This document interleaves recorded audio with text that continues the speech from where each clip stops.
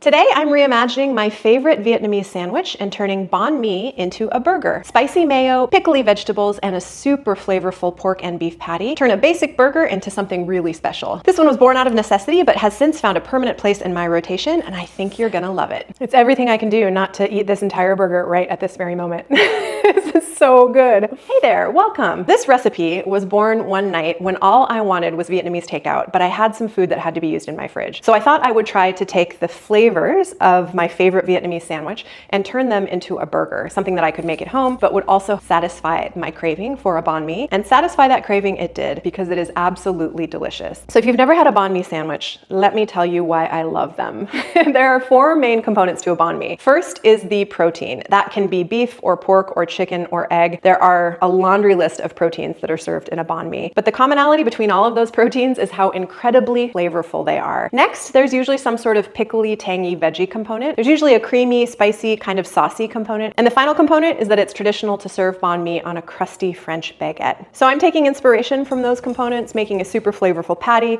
a pickly slaw, a spicy mayo, and then I'm gonna use traditional hamburger buns, but we're gonna toast the heck out of them so that they're really crispy. First step, patties. I am using a pound each of pork and beef. This should make between 4 and 8 burgers, depending on how big you make them. But before I start mixing the meats together, I'm gonna put all of our flavoring ingredients in a big bowl. I find one of the ways to give a hamburger a better texture is to not overwork the meat. So when I mix everything together, I want our sauce to already be very well combined, so I can limit the amount of time that I'm actually shaping the patties. So there's a lot of a little bit of different flavors in this banh mi burger, and they really do mirror what's in a traditional banh mi. Coconut aminos, a little bit of fish sauce, minced garlic and ginger.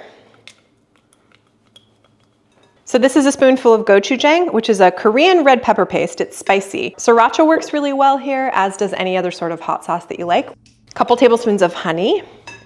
And this is the juice and zest of 1 lime. Also gonna add a couple tablespoons of chopped scallions. Then I'm gonna get into this big pile of herbs, mint, cilantro, and Thai basil. These are pretty traditional flavors for a banh mi, so the combination is really nice. But if all you have is cilantro or all you have is mint or basil, even regular basil would work well here. All of those are totally fine. Okay, that looks perfect.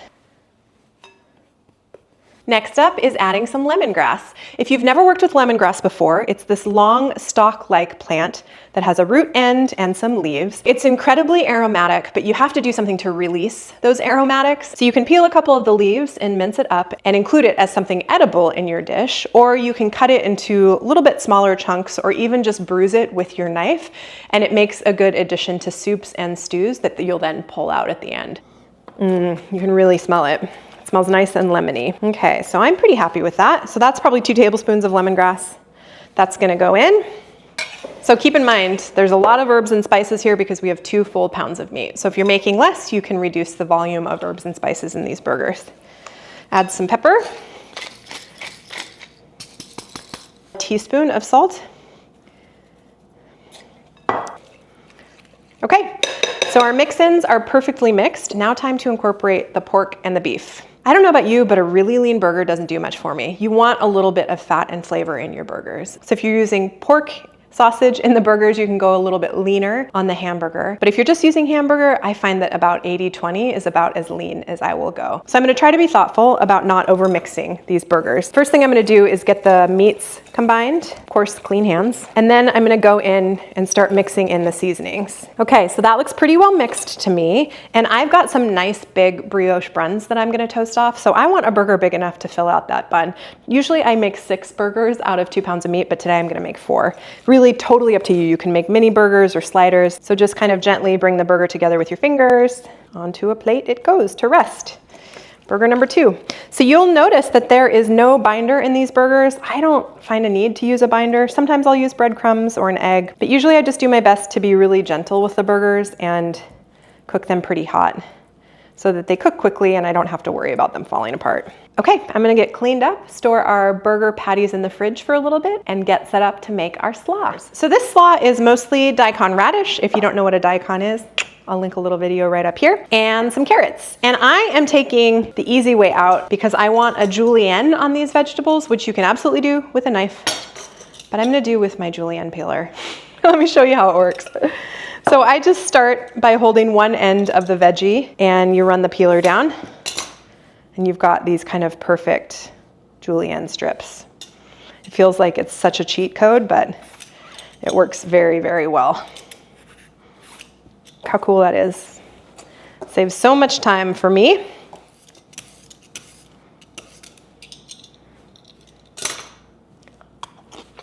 Carrots, nicely julienned. Now we flavor our slaw. So of course the exact measurements will be in the description box below. I don't often measure this salad. A couple turns of rice vinegar, a little tiny bit of sesame oil, juice of a lime, a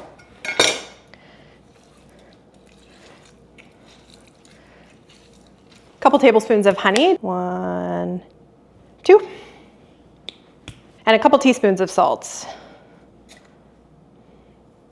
So the salt is abrasive. It'll start to break the veggies down in that way. It also starts to pull some of the moisture out of them and is just generally delicious flavor. So now with super clean hands, I'm just gonna go in and mix all of this up. The whole point is to give it a little bit of a massage so that everything is covered in that acid. The acid is what's gonna break this down a little bit and make it a little bit easier to eat on our burger. Looks delicious. So I'm going to wash my hands, store this in the fridge.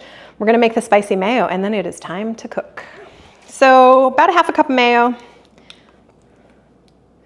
garlic, the juice and zest of a lime, a little bit of gochujang, that really spicy Korean red pepper paste. And this you can do as little or as much as you like, and a little bit of salt. So you'll notice that I'm mirroring some of the flavors in each of the components of this dish. The more flavor you can add into these burgers, the better. They'll turn into not just your typical weeknight meal, but something that's actually really special. Okay, that's mixed up nicely. If you want a little bit of a thicker mayo, add a little bit less lime juice, but I really like the limey flavor. So I'm gonna taste this real quick. Nice and limey, a little bit spicy. Really, really good. Okay, it's time to cook our burgers. So I'm gonna get us set up over at the stove and I'll see you over there. Okay, here we are at the stove. I have a 12-inch-ish cast iron skillet. This is the way I like to cook hamburgers. And if I'm cooking a hamburger correctly, I need a splatter guard to keep my stove a little bit more clean. And I typically use the extractor fan, but I will honestly likely set off the smoke alarm. I like to cook my burgers really hot. That means that there's a really nice crust on the outside, and then I like them medium to medium rare. But cook your burgers however you like and adjust your temperature accordingly. A good hot pan starts with a little bit of oil. And then I go over like almost a high heat, medium to high. I want the oil to be rippling, but not yet smoking. Okay, I'm starting to see ripples on the surface of the oil. I'm not sure if you can see that or not, but I'm gonna get our burgers in. So I like to lift the burgers up kind of gently and just give them one more press together with my hands before I place them in the oil. And I'm not gonna touch them for a couple solid minutes. I'm just gonna let them cook. Okay, we've been on for 4 minutes. We're gonna flip.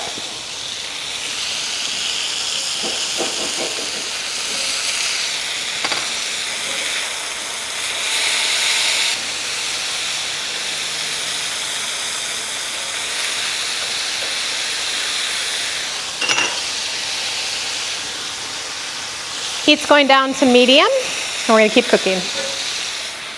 And I just turned our broiler on. They're gonna cook for probably 2.5 to 3 more minutes max. And I am gonna toast up some buns. So part of a banh mi is that really super toasty French baguette. And I don't always want that with this burger, but I find that if I give our buns a little toast under the broiler, it scratches that itch for me. So these are gonna go under the broiler, and I'm actually gonna flip them part way through so that they get toasty on the outside and on the inside.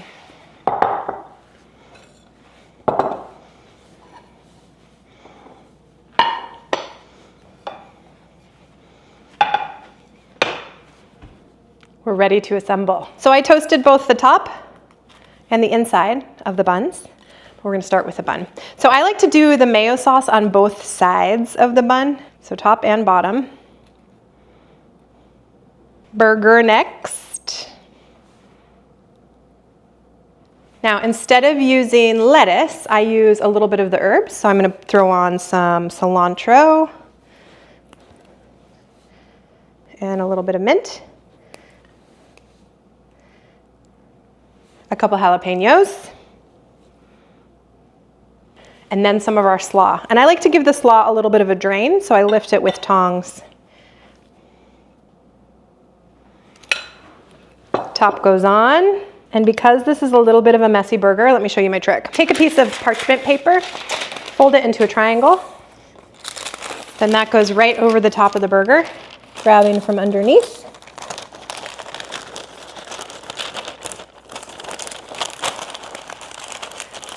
And then you fold up the bottom.